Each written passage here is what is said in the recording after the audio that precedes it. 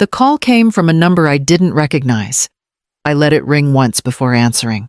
Ms. Whitmore, this is Daniel from the River House dining room. I'm so sorry to bother you. His voice was already tight. Trained, polite. The kind people use when something has gone wrong and they're hoping you'll save them. There's been a small issue with the payment on your family's table. The card attached to your account was declined a few moments ago. They've told us you're on your way with another card. I'm not coming. The pause stretched. I could hear clinking glassware behind him, a chair scraping too close to the phone. I just want to confirm, he said carefully, because they're insisting this is an error. We've tried the card 3 times. It isn't an error. That card isn't authorized anymore. Another pause. This one heavier. So, who will be responsible for the balance, my daughter? A breath left him slow and quiet, like something finally made sense. All right. Thank you for clarifying. The line went dead. My phone lit up immediately after. A message preview slid across the screen. Fix this now. I didn't open it. Another vibration, then another. Missed calls stacking without sound. I set the phone face down on the table and poured myself coffee I didn't plan to drink. 10 minutes later, the number called again. Ms. Whitmore. Daniel said the politeness gone thin. They're asking us to try once more. They've ordered additional champagne and dessert, assuming the issue will resolve. It won't. A sharp inhale. Someone speaking loudly in the background now. A laugh that sounded brittle when it cut off mid-note. Understood, he said. We'll handle it from here. When the call ended, my phone buzzed again. This time with a photo notification. A table dressed in white linen, flutes raised, smiles angled just enough for the camera. Mother's Day brunch with the good ones. I didn't respond. I sat there long enough for the screen to go dark. It started that morning with a message from my daughter. The message came through at 8:17 in the morning. Mother's Day is just for the good ones. You can skip this year.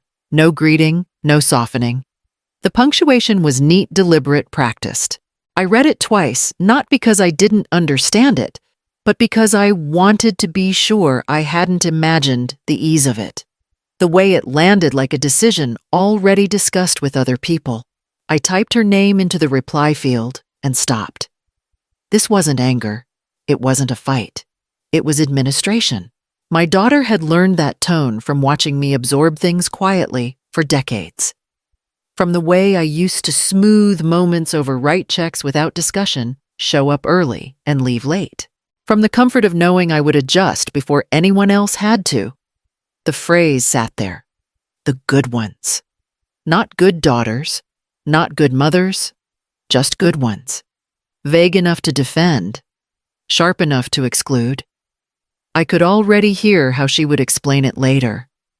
That it wasn't personal, that she didn't mean it that way, that people were sensitive these days. She'd practiced that voice on me before. My phone buzzed again. We just want it to be simple. Simple meant clean lines. Simple meant fewer complications. Simple meant I stayed out of the picture without making noise. I set the phone down and folded my hands together until the knuckles stiffened. I thought about the first time she'd decided where I belonged without asking, the holiday she hosted, and told me there wasn't enough seating. The dinner reservation made for 6 when there were 7 of us. The way my presence had slowly become optional, while my contributions remained expected. The message wasn't asking for understanding. It was announcing a boundary she assumed I wouldn't challenge. I didn't answer. Minutes passed. Then a new line appeared. You understand, right? I did understand. Perfectly. This wasn't about celebration. It was about curation, about control, about deciding who enhanced the image and who complicated it. I closed the message without responding and opened my banking app instead. The silence wasn't hesitation, it was calculation. By the time I finally typed back, my hands were steady. I opened the message again and read it the way you read something you already know will change the day. Mother's Day is just for the good ones. You can skip this year. My thumbs hovered over the keyboard. Years ago, this was where I would have softened the moment, asked what she meant, offered to help, promised to stay out of the way. Instead, I typed one word, understood. I added the rest without pausing. I'll cancel my card for the event. I read it once. No anger, no explanation. Nothing she could twist into a debate. I hit send before my mind could reach for an apology that didn't belong there anymore. The reply didn't come. I opened my banking app and navigated to the account I'd labeled years earlier. Family events. It had started as a convenience. One place for reservations, deposits, last-minute charges when someone forgot their wallet or just needed help this once. The Mother's Day card sat there still active, still trusted. My finger hesitated over the screen, not shaking, tight, controlled. Cancel authorization. A confirmation window appeared. Are you sure I pressed confirm? The screen refreshed. Status changed. The card was no longer active. I closed the app and set the phone down. It buzzed almost immediately. Why would you even say that I didn't answer? Another message slid in. We already made arrangements. The words didn't move me the way they once would have. Arrangements had always meant expectations placed carefully on my shoulders. Quiet assumptions that I would carry whatever was left unspoken. The phone rang. I let it ring until it stopped. A new text followed sharper this time. Don't do this today. Today mattered because there was an audience. Because she had already decided how the story would look and my role in it was supposed to be predictable. I picked up the phone, typed one final line, then erased it. The boundary had already been drawn. Anything more would have sounded like permission to negotiate. I locked the screen and turned it face down. The tremor in my hand passed. What stayed was the weight of knowing exactly what would happen next, and letting it. The first photo appeared before 10, a wide shot of the table, white linen, glasses lifted just enough to catch the light. My daughter's smile centered, effortless, practiced. The caption followed seconds later. Mother's Day brunch with the good ones. I watched the image load, then disappear as more followed. Close-ups. Plates angled for effect. A champagne bottle tipped mid-pour. Faces leaning together, confident in their symmetry. My phone buzzed. See, everything's fine. I didn't reply. Another notification slid in, this one from the bank. A quiet line of text. Authorization pending. Then just as quietly, authorization failed. No sound, no alert. Nothing dramatic enough to interrupt the moment unfolding at the table. They wouldn't notice yet. A new photo appeared. My daughter this time, chin lifted, glass raised higher than the rest. To family. Someone in the background laughed. I could hear it even without sound. The kind that assumes continuity, that assumes someone else will always smooth the edges. My phone vibrated again. You're being dramatic. I set it down without opening the message. The next photo arrived anyway.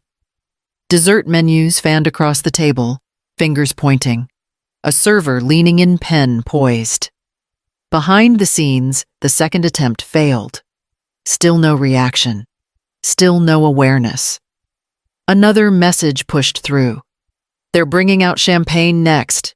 Don't make this awkward. Awkward had always been the word used when I stopped absorbing discomfort for everyone else. When I didn't rescue a moment fast enough. When I let silence sit where my wallet usually stepped in. I took a sip of coffee that had gone cold. The photos kept coming. Smiles held a little longer now, angles adjusted. Laughter caught just a second late. Confidence stretched thin enough to notice if you knew where to look. The third authorization failed while they were deciding between desserts. No one tagged me. No one checked in. They didn't need to. The safety net had always caught them before. I watched the screen dim, then light up again, steady and patient, as if waiting for me to flinch. I didn't. The first call came while they were still smiling. I recognized my daughter's number and let it ring until the screen went dark. It lit again seconds later. Then again. Each vibration closer together like she was tapping her foot somewhere crowded and bright. A third call followed. Then a fourth. I didn't move. A text replaced the ringing. Fix this. No greeting, no explanation. Just the assumption that whatever had broken would be handled the way it always had. Another message arrived before I finished reading the first. They're saying the card didn't go through. I imagined the table then. A server pausing with the check holder still open. A polite smile held a beat too long. Someone shifting in their chair, lowering their voice. The phone rang again. This time longer. Insistent. I turned the volume off and set it face down. Minutes passed. Then the tone changed. What are you doing? That one landed heavier. Less command, more confusion. The certainty was thinning now, replaced by something sharp and brittle. I could almost hear her leaning away from the table, angling the phone, trying not to be obvious. I knew that move. I'd taught her how to disappear from discomfort by pretending to step outside it. Another vibration. They told us to try again. I didn't answer. The next message came slower, the words spaced wider apart. Mom, please. The word had weight now. Not affection. Leverage. Behind that table, the whispering would have started. The manager would have been called over, posture careful, voice low. Someone would suggest a different card. Someone else would laugh too loudly, trying to keep the moment light. I picked up the phone, looked at the screen, then placed it back exactly where it had been. The calls stopped. For a brief moment, there was nothing. No buzzing. No demands. Then my phone rang from a number I didn't know. I answered that one. Ms. Whitmore. This is Daniel again. His voice was different this time, firmer, less hopeful. They're asking us to run the card once more. They're saying you approved additional charges. I didn't. A pause. Paper shifting. He had stepped away from the table. I could tell by the way the noise dropped behind him. For clarity, he said carefully, are they still authorized users on your account? No, they're not. The words settled between us clean and final. So the outstanding balance, he continued slower now, would be their responsibility. Yes. Another pause. This one, longer. When he spoke again, the apology was gone. Thank you for confirming. We'll proceed accordingly. A muffled voice broke through the background sharper than before. Someone demanding. Someone used to being accommodated. Daniel lowered his voice. They're asking for you by name. They don't need me. I understand. The line went quiet, then ended. My phone lit up immediately. What did you tell them I didn't answer? Another message followed, all caps now. This is embarrassing. I imagined the shift at the table. The manager standing straighter. The server no longer smiling. The check holder placed down with intention instead of ceremony. The phone rang again. This time I let it go to voicemail. A new text appeared, rushed and misspelled. They say we have to cover it now. I set the phone down. The power had moved and she felt it. Not because I raised my voice, not because I explained myself, because someone outside the family had been told the truth, and it changed the rules instantly. Another vibration. You can't just do this. I picked up the phone long enough to type 3 words, then erased them. There was nothing left to clarify. Authorization had been revoked. Responsibility reassigned. The transaction closed.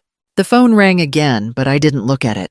For the first time, the problem belonged to the people sitting at that table. I arrived after the plates had been cleared and before the check had been resolved. That window where everyone knows the celebration is over, but no one wants to be the first to admit it. My daughter saw me the moment I stepped into the dining room. Her chair scraped back too quickly. Relief flashed across her face, then hardened into accusation. There you are, she said loud enough for the nearby tables to hear. You let this go too far.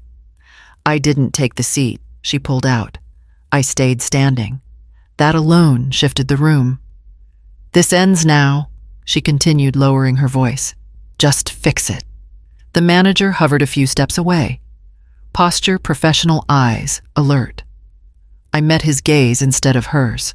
I'll cover the basic meal, I said. What was already served. Not the champagne, not the additional desserts. My daughter laughed once sharp and disbelieving. That's not how this works. It is today. She leaned in, voice tightening. You're embarrassing us. I let the silence stretch until the laughter from another table filled it. When I spoke again, my voice didn't rise to meet hers. You decided who belonged at this table. You don't get privileges after you discard people. Her mouth opened, then closed. She looked around, searching for backup that didn't arrive. My sister stared down at her napkin. Someone coughed. The manager stepped closer. I'll process the charge accordingly, he said, already holding the tablet. My daughter reached for my wrist. I stepped back before her fingers could land. Don't touch me. The words were quiet. They landed harder than shouting. She swallowed. You always do this. You make things difficult. I make them honest. The manager turned the screen toward me. I confirmed the amount with a nod and signed without ceremony. No flourish, no apology. When I turned to leave, my daughter followed me into the aisle between tables, her voice thinner now. You didn't have to do it like this. I didn't have to do anything. I walked out without looking back. The first call came less than an hour after I left the restaurant. Eleanor, this is your sister. What did you do? Her voice was tight, already braced for a fight. I paid what I agreed to pay. That's not what I mean. A pause, then softer. They were humiliated. I wasn't present for the humiliation. She exhaled sharply. You know what I mean. This didn't need to happen. It already did. The line went quiet long enough for me to hear someone else whispering near her phone. Advice being fed. Strategy being formed. Mom's asking for a call, she said. She's very upset. She had a chance to talk this morning. That's different. It isn't. I ended the call. The phone rang again, immediately. A cousin this time, then an aunt. Each voice followed the same pattern. Concern first, confusion second. Accusation by the end. We just want to understand. This isn't like you. You're tearing the family apart. I listened until the words began to repeat themselves, then stopped answering. The messages kept coming anyway. Can we talk this through? You're taking it too far. We should all sit down and clear the air. Clear the air. As if the problem had been a misunderstanding instead of a boundary crossed deliberately and publicly.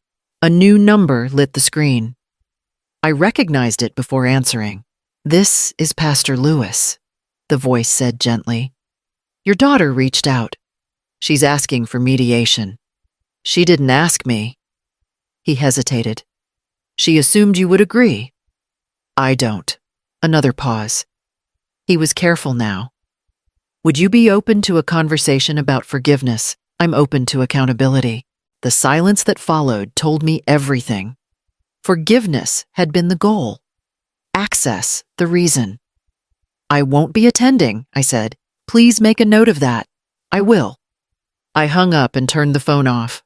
When I turned it back on later, the notifications stacked neatly at the top of the screen. Missed calls, voice messages, attempts. I opened my contacts and began blocking numbers one by one. No anger, no rush, just completion. When I was done, the phone felt lighter in my hand. So did I. What if consequences weren't emotional, but permanent? The conference call began exactly on time. Eleanor, my attorney, said, voice steady, practiced. We're ready when you are. I didn't need encouragement. Let's proceed. My financial advisor joined a second later. Papers shuffled on the other end. Not theatrics, not judgment, just process. We'll start with informal access, the advisor said. Authorized users, recurring payments, discretionary allowances. Remove all of them. A brief pause. Not resistance. Confirmation.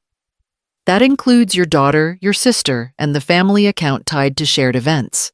All of them. Keys clicked. Screens refreshed. Once this is finalized, my attorney added, there will be no implied obligation, no expectation of coverage, no assumption of consent. That's the point.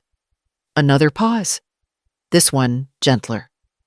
Are you comfortable proceeding without notice? I gave notice years ago. It was ignored. No one argued with that.